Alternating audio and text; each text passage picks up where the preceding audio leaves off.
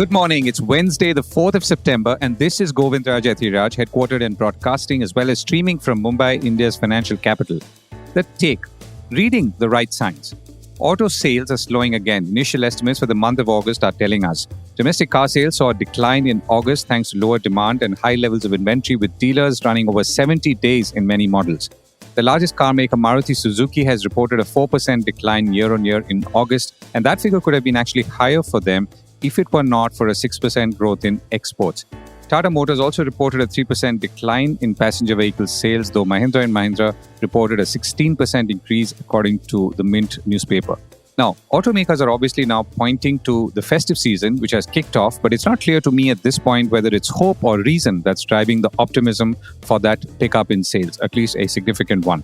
Which is not to say that sales will not pick up this festive season. They, of course, do and will. But by how much is the question, and one would obviously contrast that number with the last year same time. Remember, dealers have to still clear at least a month's inventory for the auto industry to reach some stability. So the larger point is about data and our reading of it. I did mention earlier that the build-up in inventory levels for passenger cars were staring at our face for several months now, and the Federation of Automobile Dealers Associations, or FADA, who we speak to almost every month, has been consistently pointing to the inventory problem. Now, we did not, and nor did many as I could see, conclude that there was a major demand problem as such behind this. Now, that in itself is a problem as I see it, which is that we seem to be not interpreting data properly even when it's staring right at us. Now, there could be many reasons for this, including the possibility that other data sets were sending contrary signals, but I'm not sure that's been the case, at least to trained eyes, in the recent past. Now, both in the case of entry-level car models or affordable housing, both lower segment entry points, demand has been slowing for some time now. On the other hand, relatively premium and thus more expensive brands have been doing well. Though in the case of cars, obviously everything is relatively down. I was at a conference in Mumbai the day before organized by Elara Capital and specifically part of a very interesting panel titled Rethinking Brand Modi. More on that maybe another day. But what preceded the panel was an interesting talk by former Reserve Bank of India Deputy Governor Viral Acharya, who made an interesting and a logical point, which is that India cannot rely on wealthy individuals to drive growth and expect the overall economy to improve. His argument was that after COVID-19, rural consumption and investments have weakened, and he had data to support this as well.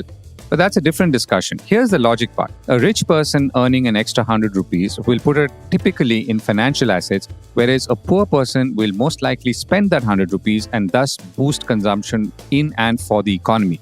So, when the rich keep getting wealthier, they have a savings problem, Mr. Acharya said. Moreover, since funds can't go out of the country that easily, they chase the limited financial assets within the country. That obviously explains both the slowing of consumption at the lower end and the expansion of financial assets, including in the stock markets, at the higher end, at least partially.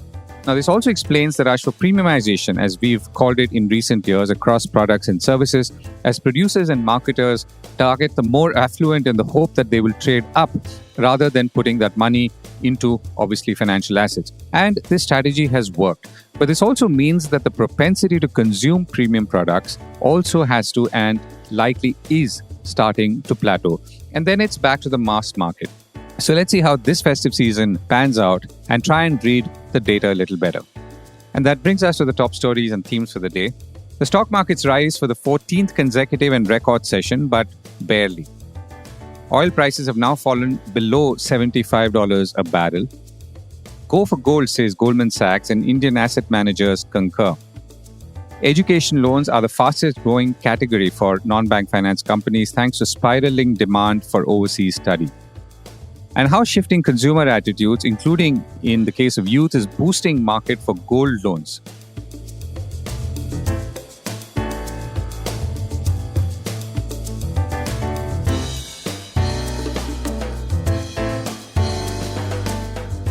This is the Core Report with Govindraj Ethiraj. So the longest stock market rally has paused somewhat, though the market still managed to close in the green for the 14th session in a row. Rallies like this, while gratifying to watch the graph go in a single direction, are also worrying because of the fear that markets could suddenly fall and more dramatically than one would have otherwise expected. That, of course, can still happen. But remember, the rise has been very, very steady in the last 13 on to the 14th trading session yesterday, which saw the Nifty 50 just about scrape it. On Monday, the Sensex and Nifty were largely flat and range-bound as investors turned their attention back to Wall Street and the imminent, though not confirmed, rate cut. The Sensex finally closed down about 4.4 points. That's 4.4 points at 82,555. The Nifty gained 1.1 point. So this is almost like a 100-meter dash and the gap between the first and the second runner. So the Nifty 50, therefore, maintained its winning streak of closing in the green for the 14th straight session and closed at 25,280, up by only that 1.1 point. Oil falls below $75 a barrel. Oil prices are now continuing to fall even as Chinese demand concerns are weighing on global oil markets. Global benchmark Brent crude has now fallen below $75 a barrel. A further contraction in factory activity in China and a deepening property crisis are continuing to drag on the country's economy, threatening growth targets, Bloomberg reported, adding that oil has wiped out nearly all of this year's gains over the past few months as economic concerns in China and the United States, as well as ample supply, are weighing on sentiment. The market is also bracing for additional supply, including from Organization of Petroleum Exporting Countries. Go for gold. Investment bank Goldman Sachs has said that gold has the highest potential for a near-term price hike due to its status as a preferred hedge against risk, while weak demand from China has led to a more selective, less constructive view of other commodities. Imminent Fed rate cuts are poised to bring Western capital back into the gold market, a component largely absent of the sharp gold rally observed in the last 2 years, Goldman analysts said on Monday in a note titled Go for Gold, reported by Bloomberg. So gold prices now are up about 21% globally this year, hitting a historic high of $2,531 an ounce, and that figure was hit on August 20th. So now Goldman is predicting gold at about $2,700 by early 2025, which is not very far, versus a previous forecast of end 2024, saying that the China market is price sensitive. Lower prices could, of course, kick up Chinese buying, as they could do in India too. Now, back home, Nilesh Shah, the managing director of Kotak Mutual Fund, told the Economic Times that people should not expect 20 to 30% returns from the market as a birthright. According to him, if one were to look at 20-year returns of the broad market, it's around 13% plus, while the last 4.5 years has been around 21% or so. So the point being that the last 4.5 years is more of an aberration over the longer term. So more importantly, going forward, he said that in the light of this, he expects returns to moderate, and thus people or investors should not expect massive returns. So how does this link with the Goldman's Go for Gold pitch? Well, Shah says that this is the time you should be long duration because rates are going to be cut, and you should be long gold because central banks are buying gold, and you should be neutral weight on equity with some bias towards large caps. If there is a correction in the market, he says you can become overweight. But at this valuation, it does not make sense to be overweight, he says. And of course, making a final pitch to invest in systematic investment plans, SIPs, in mutual funds, particularly if you are underinvested. Education loans for NBFCs crossed 60,000 crores this year. So education loans, primarily those to fund overseas courses, will continue to be amongst the fastest growing segments for non-bank finance companies thanks to rising demand for higher education, a new report from CRISIL Ratings says. Now, education loans grew some 80% and 70% in the last 2 years to close the last financial year at about 43,000 crores. We're talking about for NBFCs. And this is expected to cross about 60,000 crores this year. CRISIL Rating says that this is mostly driven by the number of Indian students studying overseas, which is estimated to have doubled in the last 5 years to about 1.3 million. Roughly 10% of these are being funded by NBFCs, and CRISIL Rating says while there are banks also funding these students, the overall portion of funding, which is bank or non-bank finance funding, is not that much. So people are obviously funding through informal financing, self-financing, or other forms of loans. The opportunity is thus that education loan companies have significant headroom for growth, seen from a CRISIL rating point of view. Also, ticket sizes are rising because tuition fees are going up, and so is cost of living, and I might add, the rupee is depreciating. Interestingly, CRISIL says the portfolio performance of these non-bank finance companies has been resilient so far based on strong credit underwriting. Their 90 plus days past due figure for education loans was 0.2% as on March 31st, 2024, whereas for private and public sector banks, gross non-performing assets were 2% and 3.9% respectively. That's 2% for private, close to 4% for public sector banks, and for education loans for NBFCs, it's 0.2%. Interestingly, people are also prepaying and foreclosing loans at a fairly strong clip. Some 35 to 45% of loans get prepaid in their initial moratorium period of about 3 years, and the whole loan is repaid in 5 to 7 years, though the period of loan is higher or could be higher. On the other hand, NBFCs are apparently careful about where they lend. For instance, a Canada-bound student has less chances of getting a loan, also because Canada itself is cutting back on student inflows, and more on that particular aspect tomorrow. Market for gold loans is rising.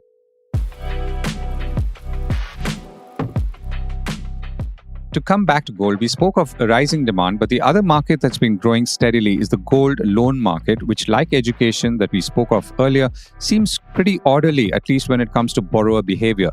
Now, all of this is, of course, relative. A new study by PwC India called Striking Gold, the Rise of India's Gold Loan Market, says India's organized gold loan market could double in the next 5 years to about 14.19 lakh crore rupees, despite expected moderation in growth due to stricter regulations in lending. And many of those stricter regulations have only come in the last year or so. So the top line figures are these. Indian households own about 25,000 tons of gold, valued at about 126 lakh crore rupees. India is the second largest consumer of gold in the world, with 2023 demand at around 747 tons, a little lower than the previous year as prices rose. The larger point is that gold loans also reflect growing financial inclusion, and interestingly, young people are also depositing gold and taking loans. Now, this of course can be good and maybe not so good news.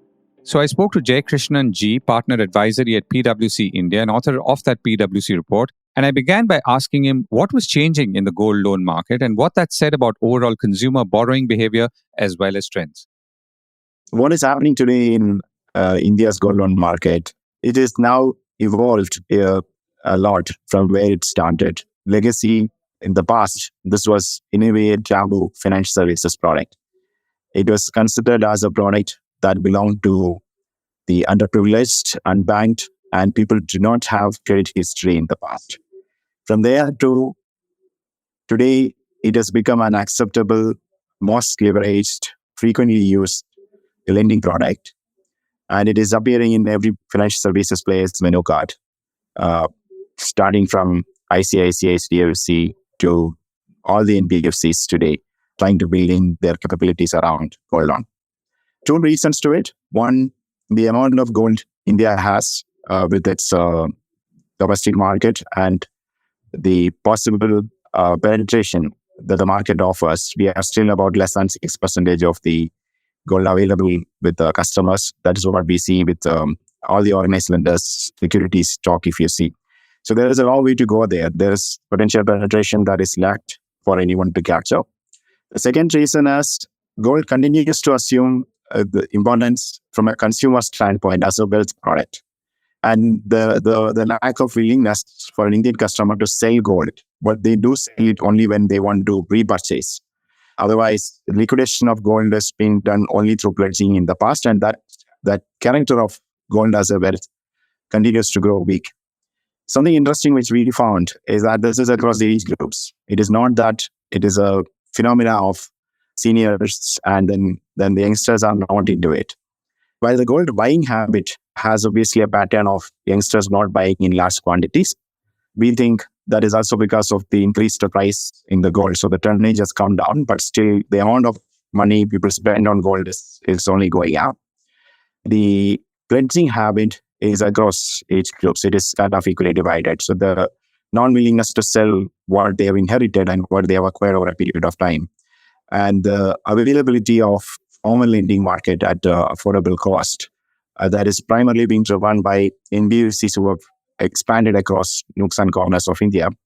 And that is causing this adoption of gold. And towards the last part of what we're seeing where it is headed to. So there is an increased adoption of digital in this industry. And the risks that typically used to bother lenders in gold was their ability to build infrastructure to keep this gold, value it rightly, and manage the fluctuating prices, and therefore their inability to keep a right mark to market and loan to value ratio from the portfolio. And these are being addressed by better data analytics mechanisms in place And we have now AI-enabled local mechanisms. We have current machines in place. A lot of automation, a tech intervening in terms of solving those problems, which used to be a scalability issue in the past. And therefore, the business models have changed and adoption of tech is big in this sector. And as we see moving forward, coupled with the dematerialization of gold as a metal, the initiatives from Government of India, either in the form of ETF or in the form of centralized locker facilities, and many other infrastructural initiatives the government is rolling out to take physical form of gold into a dematerialized form of gold. We see this evolving further, and this is becoming a more favored retail lending product for both consumers as well as for lenders.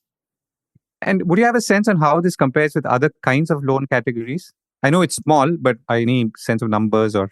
In this financial year, FY24, gold is equal in terms of disbursals, PL, which will be an interesting thing to note because the conventional wisdom says personal loans goes much faster than gold. But the number says that gold loan portfolio has matched personal loan portfolio if you put this together for all lenders in FY24. And in all likelihood, gold loan will overtake personal loan in the next few years. There is another reason, which is not just the personal loan availability and preference to personal loan. There's another reason why personal loans have come. Regulators have been very particular in terms of micro loans, and there was some bit of restrictions in terms of how personal loan financiers were operating in that space. And therefore, lesser amount of fund being available for personal loan financiers to do dispersal. Whereas in gold, it is directly proportionate to the gold available, and the increasing price of gold really helped to compensate that lost ground on personal loan. So that's a direct comparison, I would say, because we have seen in the past, if PL becomes cheaper and more available, it has a direct competition with gold. Gold will go down. When you have the same loan at a lower cost without pledging your gold, that's your preference. If the cost of personal loan increases, and then you prefer to put the gold, and so that those two run in a competitive manner. The rest of the products are not really comparable. The only other direct relationship that we have seen for gold as a lending product is the MSME end-use loan against property and housing loans. We have seen one of the use cases for gold is when people do big purchases. And big purchases obviously have people end up taking two loans. One is the allowable gold loan, allowable housing loan if you're buying a house. And then a portion of the other fund that is needed for you to do interior, etc., you press the gold and take it. So that's turning out to be a big use case for gold loan in larger ticket size. And we've seen that increase in higher ticket size gold, especially in semi-urban area. And when we looked at the end use of most of it is either related to a property purchase or related to a housing investment. And that explains a lot because you don't want your burden on home loan beyond a point in time. So beyond a point of things. So you restrict that to a 60-70% of the property's real value. And then you have a lot of other expenses attached to it. That's what we see as another direct relationship between gold and other products. Right. But in general, I mean, from my earlier conversations, one is that people who take loans repay it fast. And many of them are small businesses, almost like small proprietorships running small shops, I'm guessing. Is that what your study also shows? Or? There is a composition of small shops, small, medium business entrepreneurs who are using it for the working capital assistance they need because of the nature of quick availability of this and their ability to, when they get excess cash in their hand, their ability to close it and take it. That component is very much there. But they are not the only customers. They, I think, would perhaps in terms of percentage less than 25% of the SME gold customers who use it for the working capital purposes. There are other use cases where people buy it for a relatively longer term in the sense sort of equipment purchase, things like that too. Got it. And last question, Jay. So what are the concerns and let's say the threats in this space as you look ahead? There are two major concerns that this sector leaders have. One, as you would have noticed from our report, substantial component of the industry is being managed by non-banking financial companies. Banks have been traditionally not so aggressive in terms of acquiring gold loan, and hopefully we've seen private banks opening more towards gold loan customers. In the past, it used to be considered more as an agri product. You get a land tax receipt and then gold is used as an additional collateral, and it used to get classified under that. And that's how gold were looked at in the past by large banks. But now banks have started opening up. Having said that, even now, lion's share of hyper retail gold loan portfolio is sitting with non-banking finance services company. And if you're a non-banking finance company focusing on gold, Reserve Bank of India mandates you to, even if you're on gold, takes some pre-approvals beyond 1,000 branches when you go beyond 1,000 branches. And therefore, your network expansion is always subject to regulatory approvals, and regulator does go through a rigorous process of approving these branches. And therefore, the speed at which these players want to grow is obviously not meeting the market demand. That is one challenge. Another aspect is in terms of how the NPA and portfolio quality definitions are applied on gold. The fact is that it is not a bad asset just because the customers have not paid 1 2 installments is overload. It is still defined in the way a personal loan NPA is defined. So therefore, the credit cost, when an investor is involved, if it is an all-promoter scenario, there's no issue because they know the real cash is going to come in and you're not going to lose the money. But if you're a listed entity or you're not investor-involved entity, there's an issue with respect to you having higher NPA being reported and you have than the real NPA because of the EMI default criteria comes in, and also the borrower-based definition of NPA comes in, and that suddenly classifies a lot of gold loans into NPA bucket, while actually they are not, because the price, your loan to value is still giving you enough buffer. And when you go for auction, you will recover all this money. So there's no incentive for the lender to forcefully recover that in any manner whatsoever. But in the report, you see this is tagging their PNL, which I think would be detrimental from an investor standpoint, and therefore there could be a capital crunch. Gold loan-led NBFCs, that's in the way. Right. Thank you so much for joining me. Thank you. Govind, it's good to see you.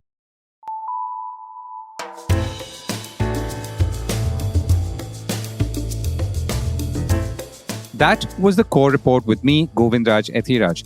Do stay connected with more of our coverage at the Core. You can check out our website or sign up to our newsletter for our exclusive stories, one in-depth feature a day on www.thecore.in. Do also track us on LinkedIn, where we usually post synopses or extracts of our top stories and interviews. We would love your feedback on how we can make business more interesting and relevant, including, of course, India's vibrant manufacturing sector. So write to us at feedback@thecore.in. And thank you once again for listening.